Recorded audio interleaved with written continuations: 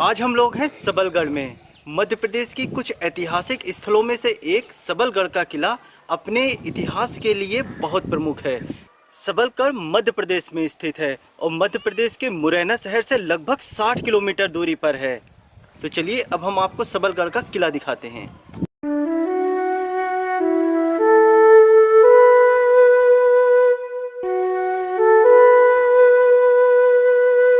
तो दोस्तों, जो आप हमारे पीछे किला देख पा रहे हैं, यही सबलगढ़ का किला है। ये जो आप गेट देख पा रहे हैं, ये सबलगढ़ किले का मुख्य द्वार है। इसी से होकर हमको सबलगढ़ किले के अंदर जाना होता है।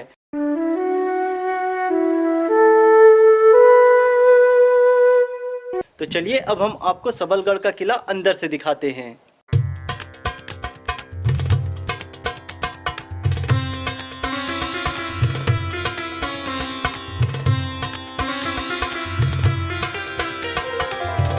जैसे ही आप सबलगढ़ किले के अंदर आते हैं, आपको कई खंडहर इमारतें देखने को मिलती हैं।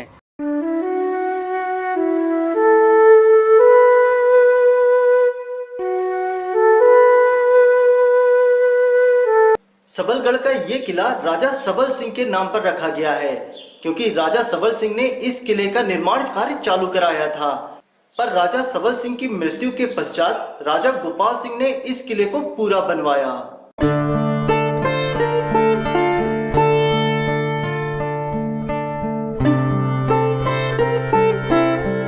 ये किला 4 मंजिला है, जहाँ पे राजा का निवास हुआ करता था। सभी मंजिल में सुंदर पेंटिंग्स लगाई गई हैं, सुंदर पिलर्स बनाए गए हैं, जिन पर सुंदर कलाकृतियों को उकेरा गया है। चलिए अब हम आपको वो चीजें दिखाते हैं।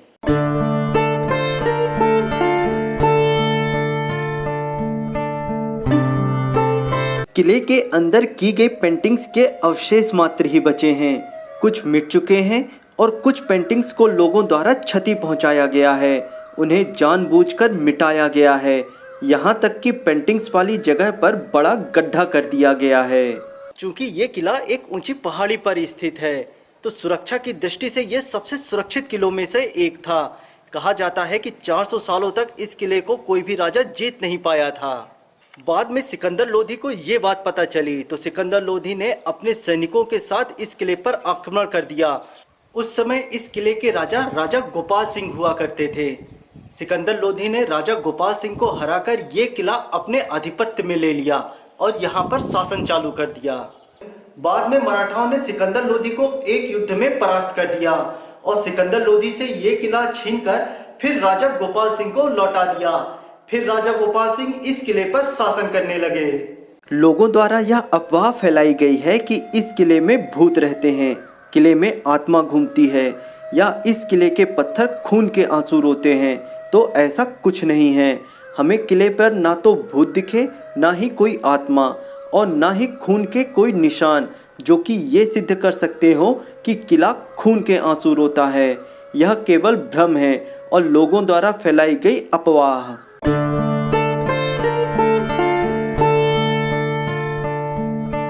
दोस्तों, ऐसा कहा जाता है कि 1795 ईस्वी के आसपास राजा बाजीराव ने पुनः राजा गोपाल सिंह को परास्त करके इस किले पर आधिपत्य कर लिया और यहाँ पर कई सालों तक शासन किया। फिर कुछ समय के पश्चात राजा बाजीराव को सिंधिया घराने ने हरा दिया और फिर यहाँ पर शासन सिंधिया घराने का हो गया। सिंधिया घराने के राजाओं ने इस किले का कुछ भाग राजा गोपाल सिंह को दे दिया और सारा किला अपने आधिपत्य में कर लिया। इस किले के अंदर एक मस्जिद भी देखी जा सकती है। किले के अंदर शाही निवास हुआ करता था, जहाँ कई कमरे हुआ करते थे। उन्हीं में से एक कमरे में ये मस्जिद बनी हुई है। मस्जिद का होना या बनना थोड़ा हमें असमंजस में डाल देता है। बहरहाल इस किले स्थित मस्जिद को सुंदर रंगों और चित्रों से सजाया गया है। बाकी यहाँ हमें कोई खास चीज़ देखने नहीं मिलती है।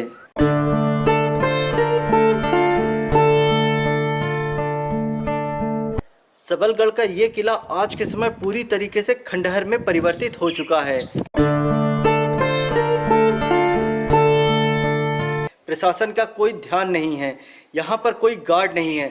लोगों द्वारा इस किले को बहुत क्षति पहुँचाया गया है। सारे कमरों को तोड़ दिया गया है, दीवारें तोड़ दी गई हैं और दरवाजे भी यहाँ पे तोड़ दिए गए हैं।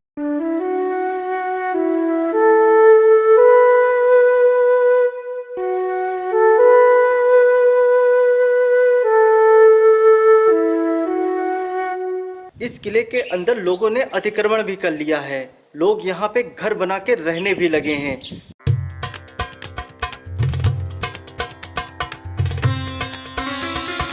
इस किले के पीछे की ओर एक बांध भी बना दिखाई पड़ता है, जो कि एक नदी पर बना है, जिसमें थोड़ा पानी भरा रहता है।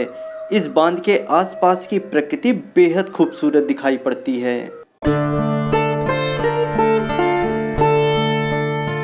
सबलगढ़ किले के बाहर एक बड़ी विशाल तोप भी प्रदर्शित की गई है। चलिए हम आपको वो अब तोप दिखाते हैं।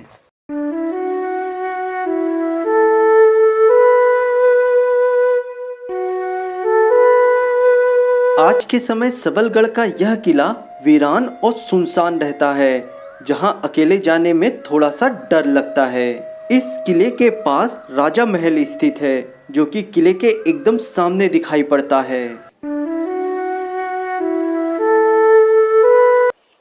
तो जो आप हमारे पीछे भवन देख पा रहे हैं, ये राजा भवन है, जो कि सबलगढ़ किले के एकदम सामने स्थित है। ये शाही निवास हुआ करता था और आज के समय राजा महल बहुत ही अच्छी कंडीशन में है। तो चलिए अब हम आपको पास से राजा महल दिखाते हैं।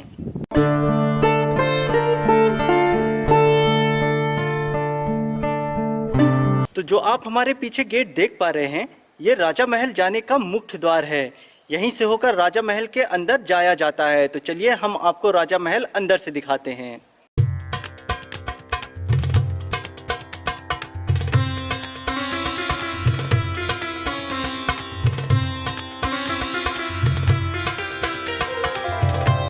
राजा महल के बीचों बीच एक बड़ा सा आंगन देखने मिलता है।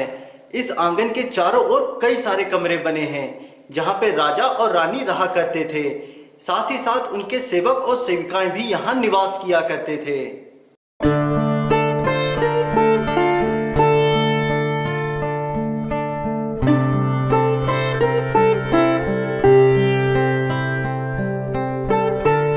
इस राजा महल के चारों कोनों पर बुर्ज बने हैं, जहां पर सैनिक पहरा देने का कार्य किया करते थे। जो आप हमारे पीछे बुर्ज देख पा रहे हैं, इसी तरह के बुर्ज महल के चारों ओर बने हुए हैं।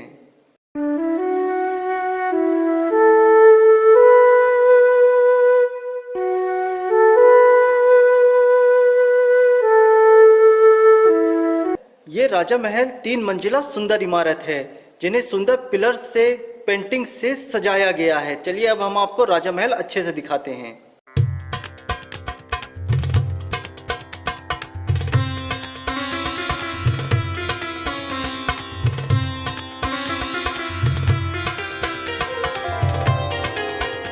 जो आप हमारे पीछे सीढ़ियां देख पा रहे हैं, ये राजा महल की पहली मंजिल में जाने का रास्ता है। तो चलिए अब हम आपको राजा महल पहली मंजिल से दिखाते हैं।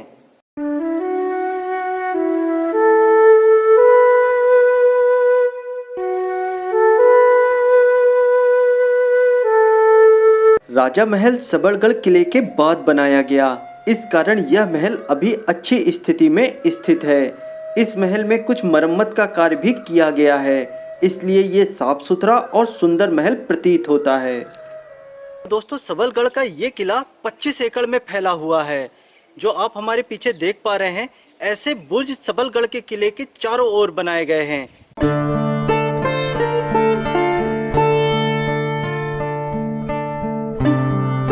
ये सबलगढ़ का किला चारों ओर से ऊंची ऊंची दीवारों से घिरा हुआ है।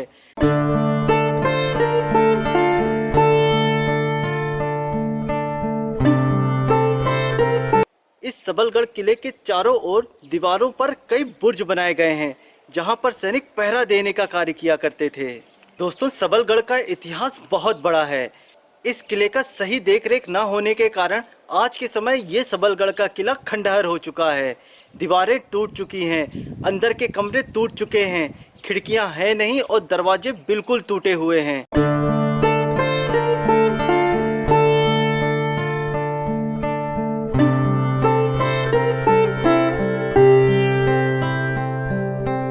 यहाँ तक कि किले के अंदर एक मंजिल से दूसरी मंजिल जाने के लिए सीढ़ियाँ भी टूटी हुई हैं। तो ये किला बहुत ही जर्जर स्थिति में है। प्रशासन का बिल्कुल भी ख्याल इस तरफ नहीं आया है कि इस किले की मरम्मत की जाए, सही देख रेख की जाए। हम अपने वीडियो के माध्यम से सरकार से ये कहना चाहते हैं कि इस किले का भी सही देखरेख और सही रखरखाव किया जाए, जिससे कि ये मुख्य पर्यटन का स्थल बन सके। तो दोस्तों, वीडियो पसंद आया हो तो प्लीज़ वीडियो को लाइक करें, कमेंट करें, शेयर करें और हमारे चैनल को सब्सक्राइब करना ना भूलें। Thank you.